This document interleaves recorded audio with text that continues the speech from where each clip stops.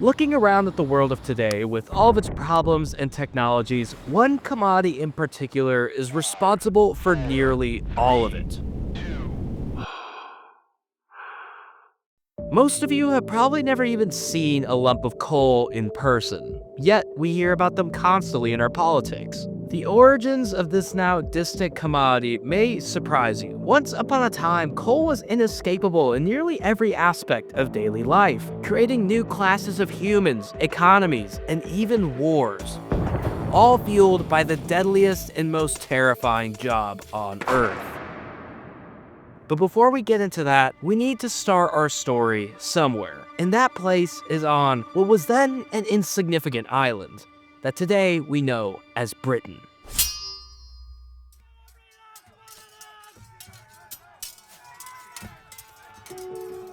The story of coal in Britain starts with conquest, when the Roman Empire invaded the island.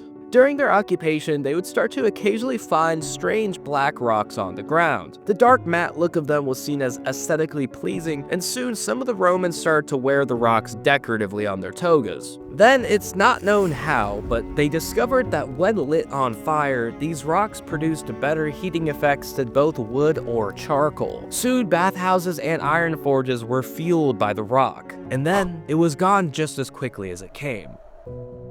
Well, not quickly, but 300 years later, when the Romans left Britain, the nation moved into a dark age of largely unrecorded history, and with it, any evidence of coal use vanished for nearly a millennia. Likely, the practice simply died out and people reverted to using wood, and as you'll see, they had good reason to. Finally, in the 12th century, coal started to be used again, but it didn't catch on, only being used here and there. And that's because the English despised the smell and smoke it left in its wake. Showcased by when the Queen visited Nottingham in 1257, she literally fled the town because she feared for her health due to the insufferable smell of the smoke. Due to this, coal was only really used by blacksmiths and brewers who needed the practical use of the hotter burn. But this was deemed too much to handle by the aristocracy, and by the late 13th century, commissions were set up by the king to address the problem of coal smoke, and in 1306, it reached a tipping point, where the problem was deemed so bad that the king decided it necessary to ban coal altogether.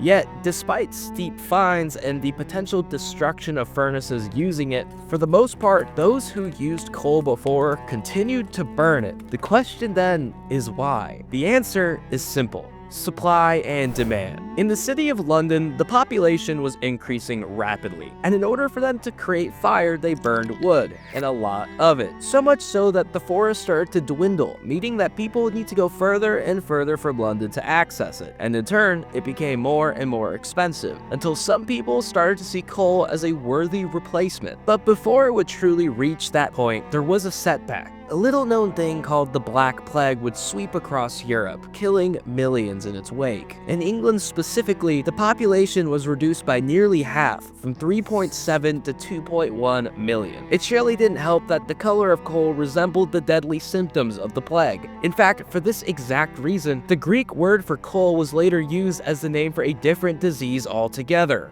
anthrax. After England's population was decimated, it would take quite a bit of time for it to rebound enough to make coal seem at all desirable again. And even if it was, there was one more thing holding it back. Oddly enough, that thing was religion. When the Romans left the island, they left behind a relationship with the world's most powerful institution, the Roman Catholic Church. The church owned a lot of land all over England, and by sheer balance of probability, an even more disproportionate share of it was rich in coal. And while the church loved money, after all, this was the era where being absolved of sin was pay to win, they weren't too keen on making money from investing in speculative new industries. So they sold some coal, but didn't want to take the leap to invest in digging deeper to the ground or building more infrastructure to transport it, leaving merchants who want to make such investments completely sidelined. Well, at least until a king got tired of his wife. Before Henry VIII married 6 wives and infamously had 2 of them beheaded, he had to start somewhere, and that was his first wife. Frustrated with her inability to grant him a male heir, he wanted a divorce, but the church wouldn't allow it. And the result was that in 1534, Henry would make his famous break with Rome, dissolving all of its monasteries and confiscating its property to the crown. And through the land sales that followed, merchants were eager to find ways to profit off of their new coal-rich territories. Almost immediately, production was expanded aggressively, and just in time. In 1558, Queen Elizabeth ascended the throne, and throughout her reign, dozens of commissions were sent out to investigate the decline of England's forests. Each came back with the same result: they were disappearing rapidly. The thing is, wood isn't just used for fuel. It was used to build nearly everything, from homes to furniture and of course, ships. The result was that the Navy considered the wood shortage as a national security threat. Laws quickly followed limiting wood use and punishing wood theft with severity. And as the shortage continued, the price of wood rose steeply, causing an energy crisis. Conveniently, all while Europe was going through a period known as the Little Ice Age. But the crisis never reached critical levels for one reason. You guessed it, coal. In the 1570s, domestic coal use surged, and by the end of Queen Elizabeth's reign in 1603, it had become the primary source of fuel in the nation. Yes, oddly enough, coal was first adopted in order to save forests. It was an environmentalist play. The rich, however, could afford to pay the higher prices for wood, and they tried their hardest to stay away from coal. But even this resistance to change only lasted 50 years or so. In reverse fashion, the poor were only able to adopt coal by popularizing a luxury of the rich, the chimney. By the mid-1600s, chimneys vomiting black smoke was a sight that accompanied any major English city, and as the population grew, more chimneys came with it, eventually reaching a point where a traveler could smell coal smoke from London miles away, long before the city was even visible. It's estimated that a poor family had to spend at least a tenth of its income on coal, and possibly much more when the economy fluctuated. And people didn't just want coal, they needed it, and were absolutely desperate to have it. This was showcased when a war cut off the coal supply, starting what became known as, quote, a fuel famine that caused people to near the brink of revolt within the city of London. Wood was no longer even seen as an option. So with coal finally solidified as the pulse of England, the question now was, where was it even coming from?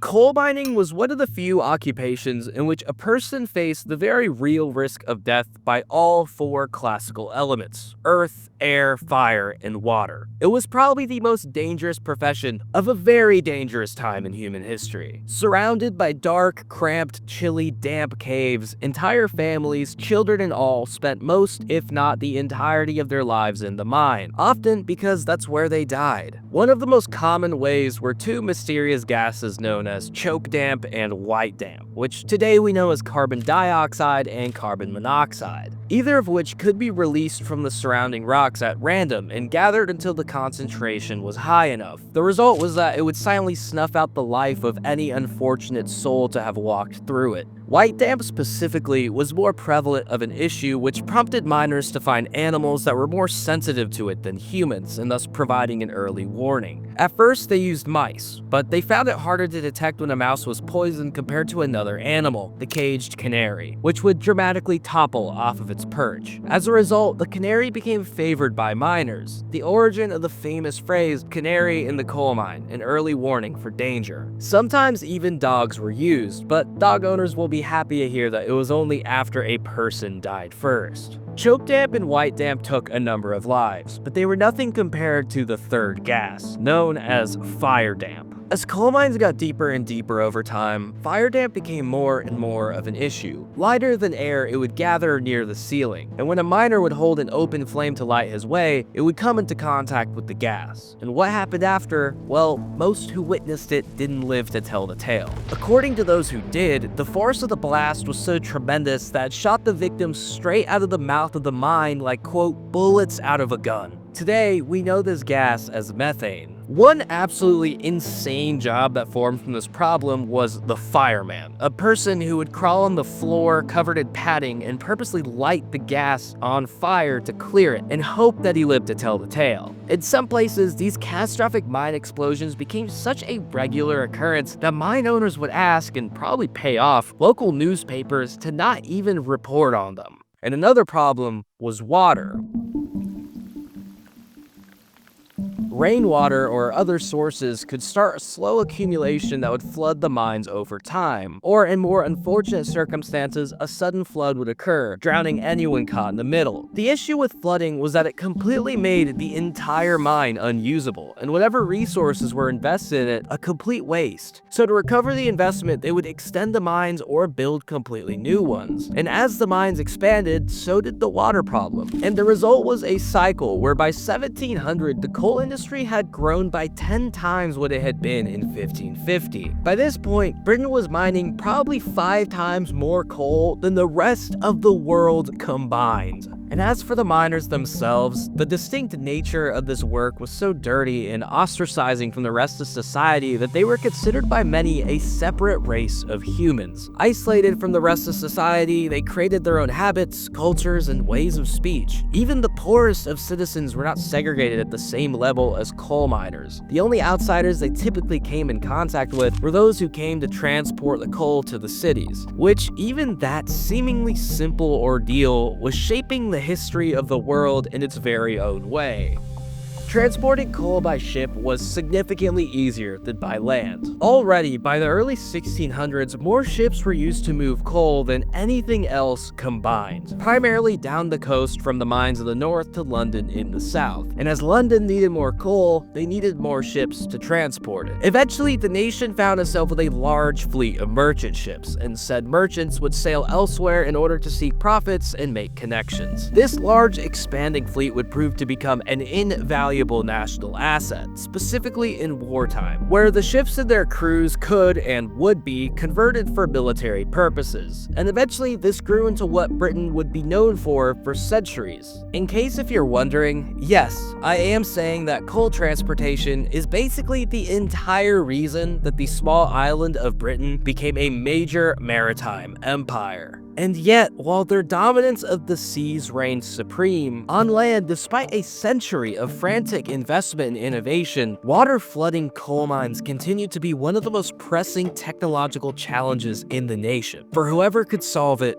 riches awaited. In 1690, the world's first steam engine was demonstrated to the Royal Society of London. Yet, its inventor, Denis Papin, couldn't find a way to apply his idea to something past the simple piston system itself. So like in nearly all inventions, someone else entirely would find the application and profit from it. That person wasn't a renowned scientist, nor even a member of London's elite. Instead, he was a small-town ironmonger named Thomas Newcomen. Now, there is no evidence for or against Newcomen stealing the idea of the steam engine, but somehow he discovered how to make one shortly after Papin showcased his to the elites of London. What was different about Newcomen was that he made his engine with an idea in mind for how to apply it. In 1712, the first of his engines was installed outside of a coal mine, and it was a hit. It allowed for water to be pumped from depths inaccessible before, and it's hard to understand just how monumental this event in human history is. Sure, it's just one machine outside of one coal mine, but that one machine was doing the work of 50 horses. Comparable to the discovery of fire, from this exact point onward, Pandora's box had been opened. Over the next century, the trademark of the human race would shift to become one of automation, efficiency, and conquest over nature via machine. To some scholars, this marks the beginning of the Industrial Revolution as we know it. Due to Newcomen not being a part of the aristocracy, he was snubbed by the scientific elite of Britain, but that didn't stop him from expanding his business. By the 1760s, hundreds of his engines were pumping water from the coal mines all over England and Scotland. But there was just one issue. These engines needed a ton of fuel to keep them going. Of course, that wasn't a problem for pumping water since the machines are placed right outside of coal mines, their ultimate fuel source. But It was a problem if anyone wanted to use an engine outside of the context of coal mining, and it wasn't until decades later that that problem would find a solution. He was one of 5 children, and the only one to survive into adulthood. His name was James Watt. An introverted, brilliant character, one day he found himself tinkering with a broken Newcomen engine. After a flash of a vision for how to improve it, he worked on it for years. But to no avail. Out of frustration, he nearly quit, stating, "Of all the things in life, there's nothing more foolish than inventing." And then, by sheer chance, he found a new partner, an industrialist by the name of Matthew Boulton. Having made his fortune manufacturing buckles, he funded Watt's endeavors until he was able to strike gold. Although Watt improved the steam engine in a myriad of ways, his greatest achievement was finding a way to somehow squeeze 4 times more force generation out of a lump of coal. Once Boulton stood before King George III, and the king asked him what business he was engaged in. "I'm engaged, your majesty, in the production of a commodity which is the desire of kings." Intrigued, the king asked him to elaborate. Boulton responded in 3 words. "Power, your majesty." Now, with an abundance of coal and efficient steam engines, the final bottleneck to unleash the beast of the Industrial Revolution could be dissolved. Before Watt improved the steam engine, Britain had to import at least half of its iron from other countries. And now, with the improvement, English ironworks could now produce as much as they needed for significantly cheaper. They no longer needed to rely on imports. And why is that significant? Because steam engines are made of iron, and now they could make as many as they could dream of. Likewise, engines increased demand for both coal and iron, while also making them easier and cheaper to produce. This symbiotic relationship between these 3 commodities resulted in a cycle of production that, quote, spiraled upward at a pace that would make Adam Smith dizzy. Industry using steam engines increased tenfold between the years of 1700 and 1830, and would double again in 1854. Between those same years, the number of coal mines also quadrupled. Sure, steam power did not create the factory system, but it irreversibly changed the scale and the nature of industrial enterprise. Coal allowed for Britain to gain economic momentum that was nothing short of revolutionary. Yet, miraculously, they still knew absolutely nothing about the nature of coal itself, some even theorizing that it was a living substance. Britain was, quote, creating a new and modern world that was firmly rooted in a past so distant that it still couldn't be imagined. But even if they knew nothing about it, one thing was very real, that they had near uncontested power. But with great power comes great responsibility, and the new frontier they created wouldn't come free of cost. As always, thank you so much for watching, and be sure to subscribe so you can stay tuned for the next episode of this 3-part series on coal. Trust me when I say it only gets better from here.